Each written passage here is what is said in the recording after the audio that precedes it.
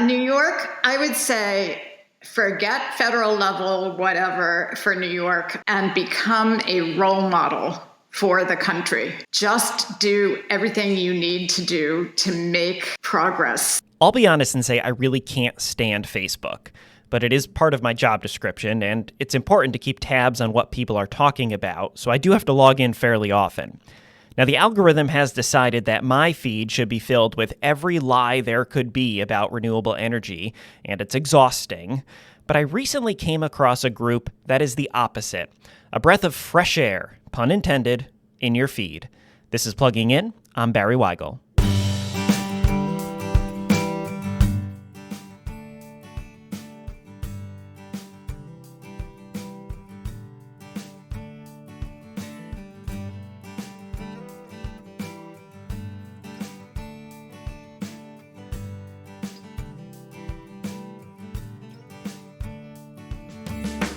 As the sun crests on the horizon, a new day dawns in our state. A new hope for tomorrow is rising, a clean future we create. Tomorrow we breathe easier, tomorrow the skies are clear. Today we are plugging in, the future of New York is here. Dominique Browning is the founder of Moms Clean Air Force, a national group with more than 1.6 million members. They focus on education and advocacy across the country, working on clean air and other environmental and sustainability issues at all levels of government. Dominique, thanks for joining us today. Thank you so much for having me. So tell me a little bit about your organization and how it kind of came about and what you do. Moms Clean Air Force, as you said, focuses on education and advocacy. And we started about almost 15 years ago now, after the failure of the only climate bill that ever went in front of Congress. And weirdly, at around the same time, blogging started. It's hard to believe, it feels like ancient history, right? And I saw all these women online, mothers, worried about the air and worried about plastics and toxic chemicals. And all the answers were about what do we buy? And so I thought, okay, we have to get progress on climate, and maybe we can harness all that protective energy and put it towards a climate fight that gets federal and regulatory change going. So that was basically how we started. And the other point in the way we started was that everything is deeply science-based. It's all checked by scientists, by economists, by lawyers. And yet at the same time, we make a huge effort to just speak plain English so that people can understand each other. That's great. And has your membership steadily grown over the years, or were there certain things in the country that accelerated? That's a great question, because as I said, I wanted to start Moms because of climate work. So we set out on our journey, just a little handful of us. Lo and behold, there was absolutely no opportunity for climate work, because after Waxman-Markey failed, it became a third rail. Nobody wanted to touch it, not EPA, not in the legislature. One of my co-founders, the general counsel at EDF, said, hey, we're in the middle of a really nasty mercury fight. And mercury that is released from the combustion of coal-fired power plants, settles into the rain, into the soil, and into water bodies, and then gets into the food and gets into our babies. And it is a potent neurotoxin, right? It harms the developing brain of the fetus. If you if you have the closure of coal-fired plants that can't afford to put on pollution controls, you also cut a significant amount of carbon emissions. So there's a climate benefit, but it's a huge health benefit. That was a fight that people really understood. From bipartisan, we like to say we're mom partisan, from faith communities, from other organizations, the food community. So I thought we saw a bump then. And of course, we've seen bumps during Trump. Right, which takes me to my next question. So how does the work that you're doing, how has it changed, especially in the last 8 months now? Okay, it's changed enormously, obviously, in the last 8 months. But to answer that question, I have to say, we had huge wins under the Biden administration. First of all of the administration approach, every agency was fantastic. The bills that were passed with funding to help renewable energy was fantastic. People forget or they don't even know that the fossil fuel industry has been subsidized for more than 100 years by us, right? So this is not like an unusual thing to help a nascent industry. And on the EPA side, we got fantastically advanced regulatory help, protections for our health. It was a fantastic 4 years of progress, and to have a president talking about climate and understanding that global warming is a lethal threat and investing in the science and the data collection and the research, that was huge. And compared to where we were 15 years ago, even under Obama, this was a huge, huge advance. Mm-hmm. What we are seeing now, all the wins up on the scoreboard, one by one, being erased or attempting to erase. We have an EPA administrator who is running the Environmental Pollution Agency, right? He is on a pollution spree, just trying to roll back all protections. And we have actually just this week, we started learning about the details of how they want to roll back the endangerment finding that gives EPA the legal foundation to tackle climate emissions. Mm-hmm. So we're now in complete defense mode. Yeah. So how does that make you feel to be the therapist in the room? Yeah, you that is a good therapy question. Sadly, I don't have my therapist. It makes me feel very angry. It feels like we are in a catastrophic time for progress on our front.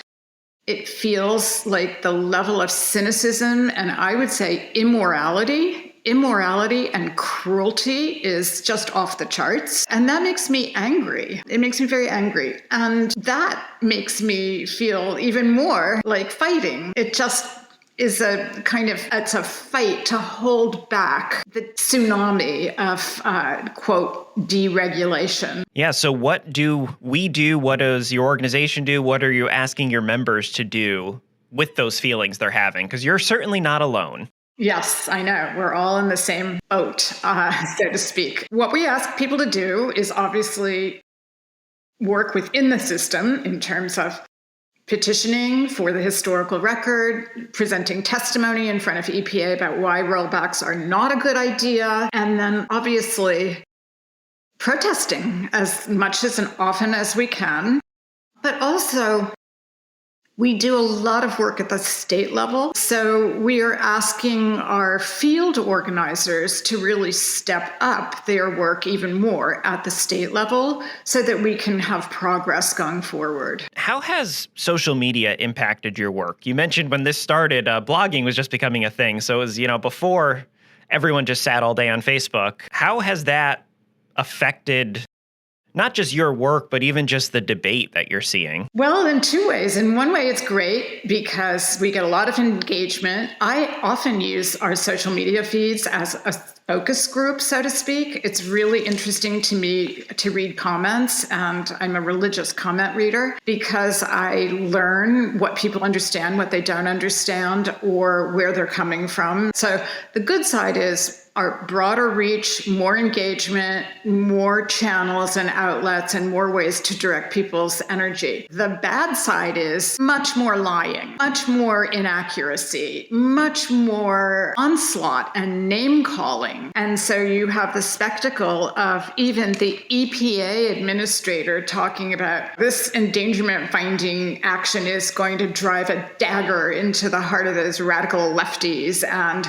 their climate religion. I mean, it's just ridiculous language, amplified on social media, and people pick it up.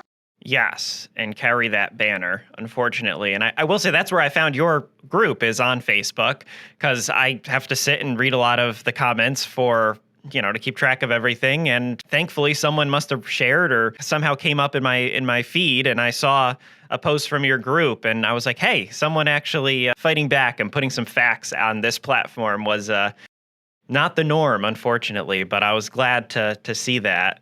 So even Before President Trump retook office, there was a wave of climate defeatism out there. There's, especially among young people feeling like there's nothing we can do. The climate's beyond saving. How do you counsel those people? To be young. I'm sorry about the defeatism. And I lay some of the blame at the feet of the administration for not doing a very good job of communicating how significant were the gains. We don't want a dictatorship of the right, and we don't want a dictatorship of the left. And the very people who complain that not enough was done, can't put down their phones, can't do anything without AI, we're all complicit. Right? So, in fact, it's a shame that there was defeatism. Maybe at my end of life, I understand that things build on each other. And I think when I was younger, I kind of always thought there would be a magic bullet. Either the perfect word would turn an argument. And now I realize, in fact, that progress happens in bricklaying. Tons and tons and tons of efforts across the board. And that's actually a really wonderful thing, because if you don't figure out the magic word, you're screwed. But if you keep putting down those foundations, you're moving. What advice do you have for people in New York, where we still have a governor in state leadership and a legislature that is willing to put effort into climate action, even though we should be, we have to fight on the federal level. There's things to do there. There's things to do here. How do we split our time? How do we get involved? Fix everything, please. Yeah. New York, I would say forget federal level, whatever, for New York, and become a role model for the country. Just do everything you need to do to make progress. There were all kinds of reports, you know them, I know them, Bloomberg reports about what needed to be done to get to zero.